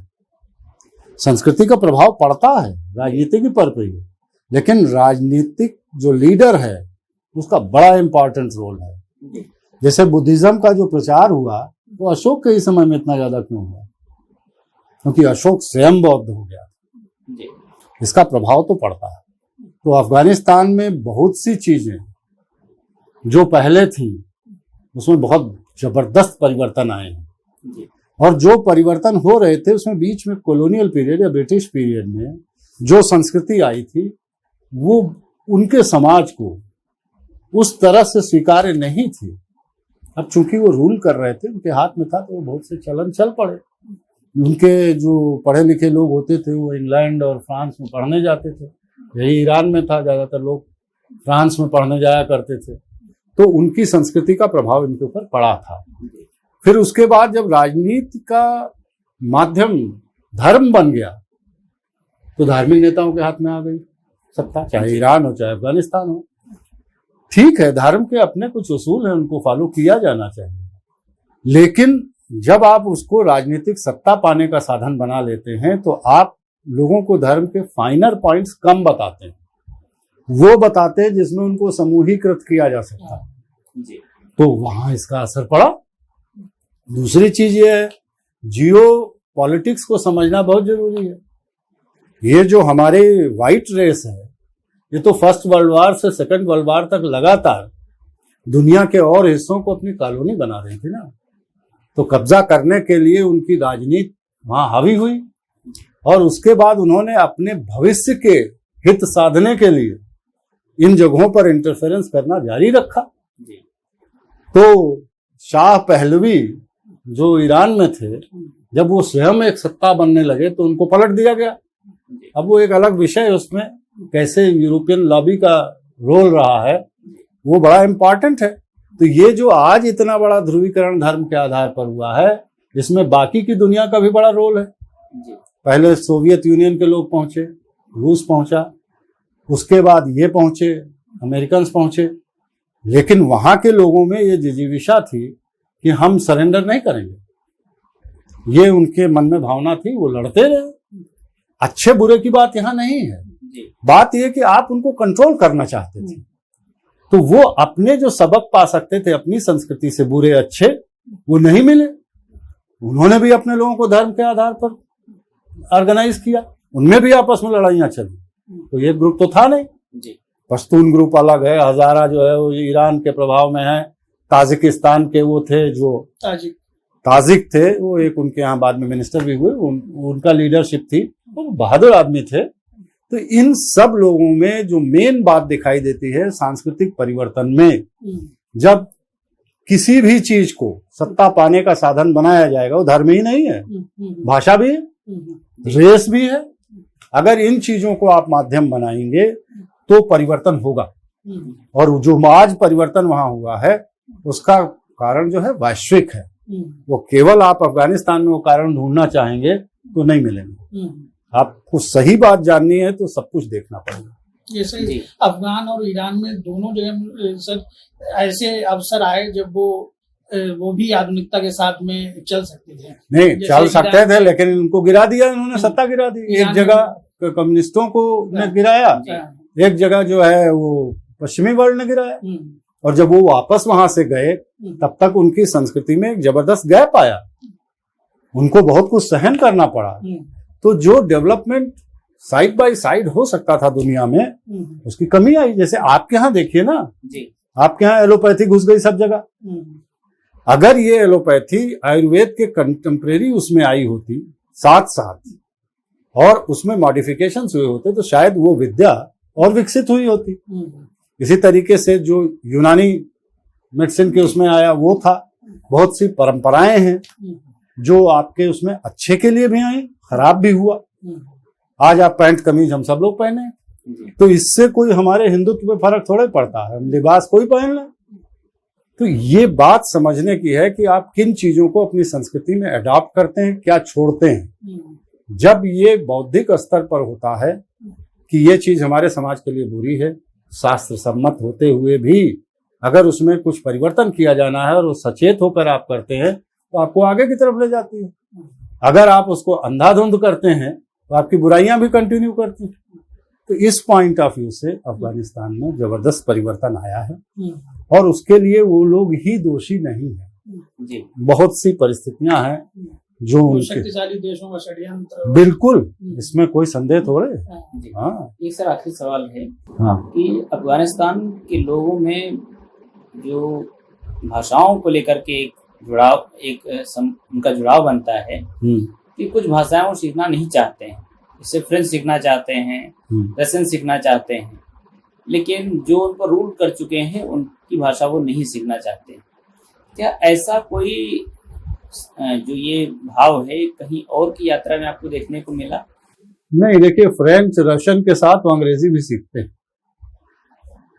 और अब तो सारी दुनिया में जी अंग्रेजी लोग इसलिए सीख रहे हैं कि रोजगार का साधन है, कॉन्टैक्ट्स का साधन है। हमको अंग्रेजी को कॉलोनियल लैंग्वेज नहीं समझना चाहिए। आज की ये सत्यता है कि दुनिया में बहुत से देशों में अंग्रेजी की वजह से आप कॉन्टैक्ट कर सकते हैं। जैसे हमने चीन में देखा, जब बीजिंग में हम गए ये तियानमेन स्क्वायर देखने, तो वहां बहुत से लड़के और लड़कियां आपसे बात करना चाहते थे अंग्रेजी में, जिससे उनकी अंग्रेजी रवा हो सके, जबकि वो बहुत कट्टर हैं अपनी उसके लिए, भाषा के लिए। इसी तरीके से कुछ स्कॉलर्स हमको मिले रूस के, जो बहुत बढ़िया अंग्रेजी बोलते हैं। इसलिए कितना भी कट्टरपन हो, आपको दुनिया देखनी है तो जितना नॉलेज हो सकती सब लीजिए, इसमें क्या दिक्कत है। हम अवधी भी बोलेंगे, हिंदी भी बोलेंगे, संस्कृत पढ़ पाएंगे संस्कृत पढ़ेंगे, जो आपकी क्षमता हो।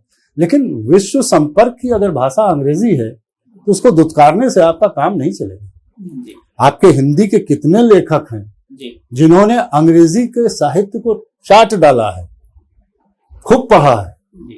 ये तो अच्छी चीज है, वरना आपके लिए वो दुनिया खुलेगी कैसे। जी। तो भाषा का कोई दुराव नहीं होना चाहिए, और उनके यहाँ भी जो प्रबुद्ध लोग हैं वो पढ़ रहे हैं, ऐसा नहीं है कि नहीं है। सर, इस पूरी यात्रा में जो भी बातें हम लोगों ने समझी हैं, हाँ, कुछ बातें ऐसी भी हैं जो जैसे जो नए यात्री हैं, अभी यात्राएं शुरू कर रहे हैं और उनका अपना एक अलग अलग छोटे छोटे टारगेट हैं, लेकिन उन टारगेट के हिसाब से वहाँ को लेकर के लिखते हैं। जैसे अजय सुरानी की किताब भी आई है कुछ दिन पहले, हिमालय को लेकर एक किताब आई है, हिमालय सारस्वत जी। तो इन यात्रा वृत्तांतों को जब पढ़ते हैं और जो पुराने यात्रा वृत्तांत हैं और बीच की जो आपकी पीढ़ी है उनके यात्रा वृत्तांतों को पढ़ते हैं, तो ऐसा लगता है कि दृष्टियां बदलती हैं अपने समय को देखने और समझने की। पुरातत्व इसमें कैसे मदद करता है सबसे अपने आप को अलग करने में? देखिए, अलग करने के दृष्टिकोण से तो आपको नहीं करना चाहिए जी। आपको जो नॉलेज है वो आपका कैनवास बनाएगा, आपको उसे गढ़ना नहीं है। और पुरातत्व उसको अलग नहीं करता है, बल्कि उसकी कंटिन्यूटी को समझने में सहायक हो जाता है। जी। तो इसमें अलग होने की बात नहीं है, तो लिखने वाले के ऊपर है कि वो कैसे लिखता है, इसका कोई सेट नियम नहीं हो सकता। जी। राहुल जी ने लिखा, उन्होंने अपनी तरह लिखा।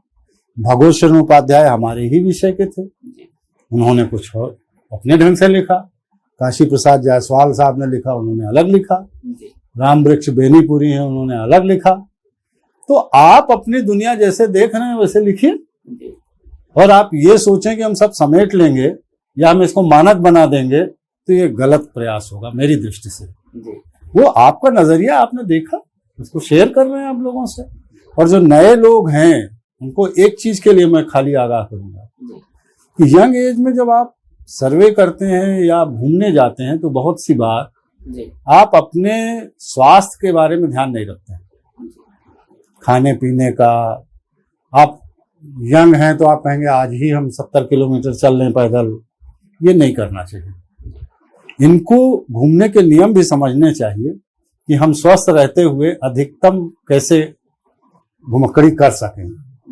तो कुछ तो राहुल जी की जो वो किताब है घुमक्कड़ साहस, उसको मैं मानता हूं कि जितना मैंने जाना है उससे बढ़िया घुमक्कड़ी पे कोई किताब हो नहीं सकती।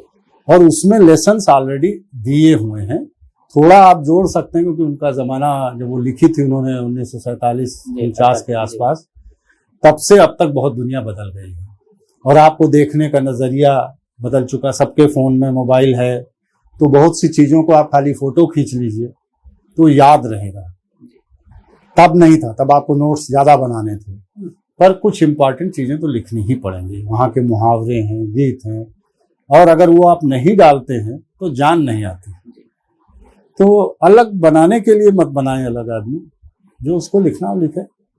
अब अजय सुडानी पहाड़ पे लिखते हैं तो वो माउंटेनियर हैं, ट्रैकिंग हाई एल्टीट्यूड पे करते हैं, उनका नजरिया अलग है। लेकिन अगर आप हिमालय को देखें तो हिमालय खाली पहाड़ या वनस्पति या आपका रोमांच नहीं है। हिमालय में लोग रहते हैं, हिमालय के बनावट का अपना एक सिलसिला है।